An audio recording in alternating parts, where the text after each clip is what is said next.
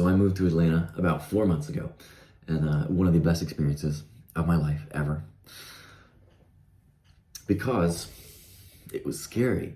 And I did it, and I overcame it anyway, and I made so many amazing friends and relationships. Like literally people I'd known for 3 months, I considered some of my best friends in the world. And I'm gonna tell you exactly how I did this, exactly what happened, because I want you to do this. I'm assuming that you probably have something like this coming up. Either you're going off to college or you're going off to have a big move in your life. Or maybe you're just transitioning into some other period of your life. Maybe you're not moving and some other shit's just changing. Either way, this stuff is going to help you. So, first thing that I learned, moving to a city alone. You will make friends and find lovers everywhere you go. Because if you are going somewhere, you have reasons to, and other like-minded people are doing the same thing. So you're just going to find yourself in places where there are other like-minded people naturally. So for example, I moved to Atlanta and I ended up in a sales job. Well, I went for a sales job. That's why I moved to Atlanta. That's why I got a sales job in Atlanta, and I was like, I want to do sales. I want to try this out, and I want to see what it's really like, because I hear it's a really good skill to develop. And it is. It's such a good freaking skill, dude. If you want to learn like top things I learned by learning sales, go to that video. I just posted it. But you meet friends and lovers literally everywhere you go, because you naturally will gravitate with people who are like you. So because I went into a sales job, I met other people in sales jobs. Everyone in this job was like 19 to 26. I'm 22, so like that's literally my age range. On top of that, they're all highly ambitious and motivated people. Being around these kind of people is like mind-blowing. It's crazy how much like surrounding yourself by these kind of people can change your mindset and make you just really want to go after it and go get it. If you are not finding yourself in places with similar people, you, one, either need to change something, or you need to take action and get out there, because it's either that you aren't somewhere where you actually want to be, you are living for other people, you're living because your parents told you to do this, because you've heard other people saying this is a good place to be, but what do you really think? Use your intuition, because you're fucking smart. You have your intuition for a reason.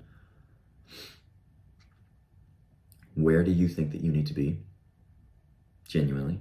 Secondly, you have to actually get out there and act on it.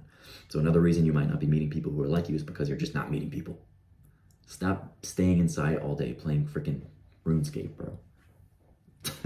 Get off Minecraft.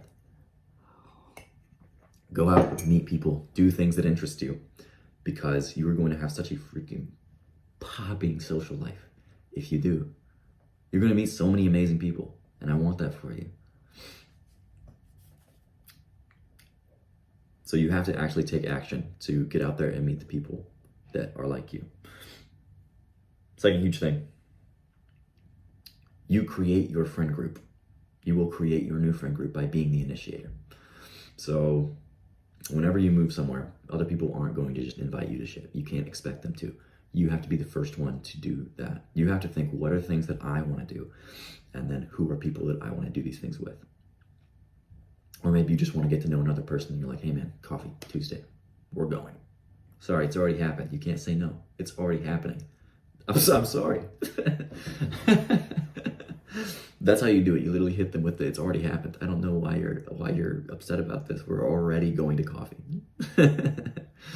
You can't say no. So you create your friend group by being the initiator, by being that sick guy that invites other people, because like you always want to have that sick guy that's like, hey man, come out and join us. Me and a bunch of guys are going out and doing this thing. You be that sick guy. You be the person who people look up to.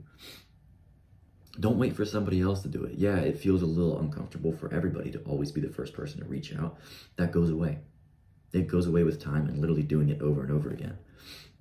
The discomfort from that goes, and then you are just left as this person who is the leader, who is the person who starts these interactions and start these friend group. Everyone looks up to you because of that. And the other really sick thing about this is you get to build your community and you get to build your culture. So you get to choose the people who are around you. You get to choose what kinds of people you want to surround yourself with, and you get to choose the culture of your friend group. So you are leading by example, and you are leading because every group of people has some kind of culture about it, the things that they value, the things that they do.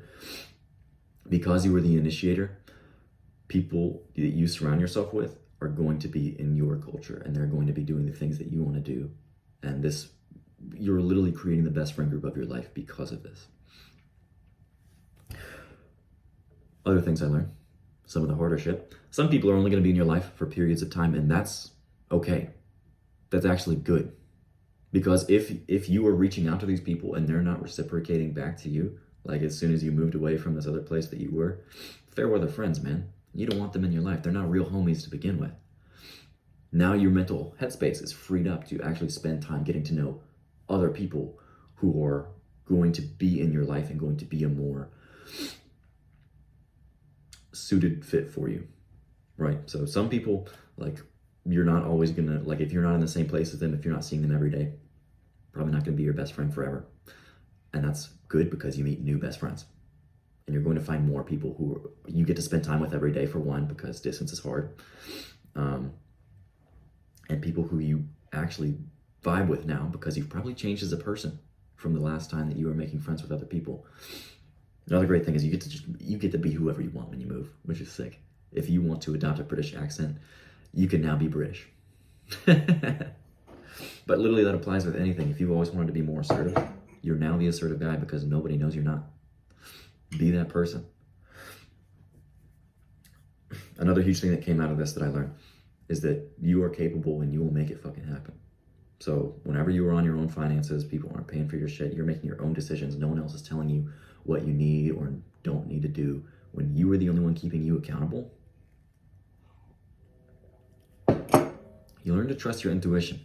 You learn to trust your thoughts and your decision making because you have these things in place for a reason. Everything in life has led up to you having the way that you think, having the intuition you have, having made the decisions you make. Whether people tell you it's wrong or not, you are the one making these decisions, and now you live with the consequences. So you start making the right decisions on your own, and you start building faith in yourself. You start saying, okay, I can make this work. I can be the person who's living, and I don't need other people's support. I am Luke, and I am making shit happen. This is something that, like, a mindset that's going to happen to you whenever you are out on your own and, like, you have your own job, you're making your own income. These things that come to you, you're making your own friends, you're making your own social groups. You're going to start realizing, okay, I'm a fucking adult. I get shit done. I can make things happen. And this is extremely freeing because now you know, like, I can basically do anything I set my mind to. If I want to move to Los Angeles, I could do it. I would make it work. If I wanted to become a farmer, I could do it. I could make it work. You just build this inner self-confidence that no one can strip away from you. Also, another huge thing, there is an adjustment period. Don't expect that there's not going to be. So you're going to get there, things are going to be different, things are going to be changed, you're going to go through discomfort, but you're also going to figure it out. And this leads into you becoming a more confident, well-rounded person, is because you sit down and you're like, okay, what needs to change to make life more smooth now? What needs to change so that I can get going on this? So when I moved to my sales job, I was working all day, and I came back home and literally just wanted to sleep. Like, I had no time to do anything because I was out working and then at the gym, and that was my entire day. After that, I had 8 hours left to sleep, wake up and do it again. So I said, how can I manage my time so that I can get things into my day that I really want to do, like spending time with friends, like reading. And I ended up shifting things around and made it work. Now I have a gym buddy. Now I'm going to the gym with people. I'm inviting people out to do things while also still working full hours for my job, making fat bank. You figure this stuff out.